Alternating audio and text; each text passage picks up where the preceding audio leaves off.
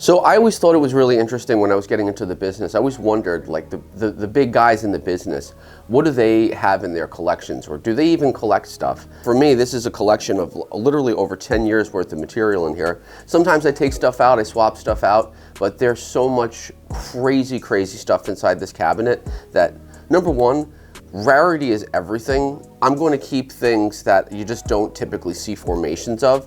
And so if you're going to look into my private collection a little bit, there's some things in here that are just fantastic. This is one of them. This is a piece of rhodochrosite with pyrite. And this is all pyrite. And we're not really seeing this kind of formation very regularly. You will see pyrite in rhodochrosite, but not a piece like that. Also, I have some really big moldavites. This is one of the better moldavites that I've actually seen. I also have this guy, which is my big guy. Also, these are my Navajo marbles. One of the things that's really important is that there's a lot of fakes coming out of China right now, tons of fakes. And you'll be able to tell real Navajo marbles because they're going to be extremely dense and heavy, where the ones that are coming out of China right now are like really lightweight. You can almost tell that they're fake. But also these are depleted. I haven't seen these on the market in maybe 6 years. Okay, I have my Martian rock right here. It's a little piece of Mars. How crazy is that? Who's got a piece of Mars? Tons of fake Mars rocks on the market too, unfortunately. That's the industry we're in now, where there's pretty much zero integrity.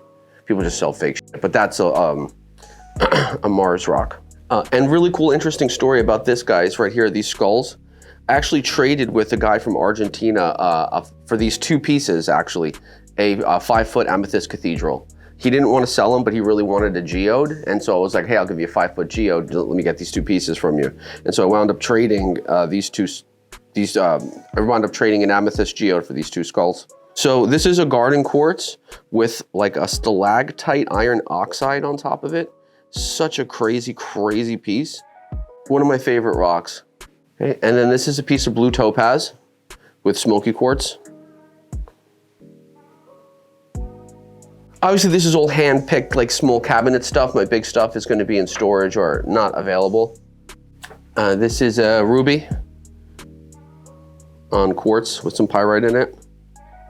And then up here is all my like really special quartz points. But one thing that I think is really notable is this piece of prasiolite. Most prasiolite is heated. This is not, and you can see the rainbow inside of it. So this is green amethyst, or which the real name for it is prasiolite. And then I have this really interesting collection of tourmalines. Nothing in here is really extravagant tourmaline, but I do have some pretty nice pieces of tourmaline in here. This is a really cool one too. This is a big watermelon tourmaline. These things are so expensive now.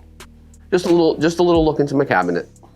So I've been working on this for like 6 months. We're finally getting it to someplace that's considerable.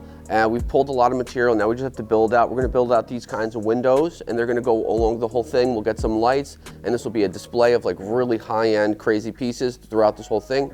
And then we're going to turn this into a gallery, showroom / like museum quality material. It'll be a crystal shop as well. We'll have pieces like really high-end fancy pieces for purchase in here. But like you can see, we've already started collecting like the best of the best stuff. Like this is a chloride phantom quartz, crazy thing. A piece of jadeite. These like huge malachite. But my hope and my goal is to get this done by April. This is a calcite on gyrolite. Malachite.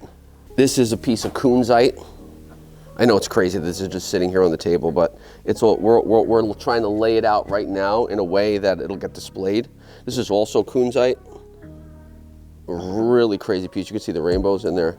And then we have some of the really good blue barite, which good luck finding this stuff anymore. We have to pack it so there's fuzz on it, but we'll get the fuzz off. But this is all cotton. Okay, then we have the museum quality veneered. This is the piece that I bought. We made a video about it in Tucson last year. I bought out a guy's booth, and this was the reason why I bought the booth out was because of this piece. This is the best piece of vanadinite I've ever personally seen, and so that's why I wound up buying out the booth. So really high quality, great agate. And then, you know, you have stuff like this, which everyone calls natural citrine, but it's not. It's just smoky quartz with iron oxide in it. But this is not heated. It's naturally formed this way. And this is what most people would call natural citrine. Also got this piece of red cap fluorite. So it's blue fluorite with hematoid quartz on top of it, red hematoid. So this is kind of going to be like, this is just a start. We still have a lot of material to get in here. Probably going to build shelves on these walls too. And this whole thing will just be displayed with like my personal collection, if you will. Obviously not going to put everything in here because that would be crazy, but I hope to have this open by April.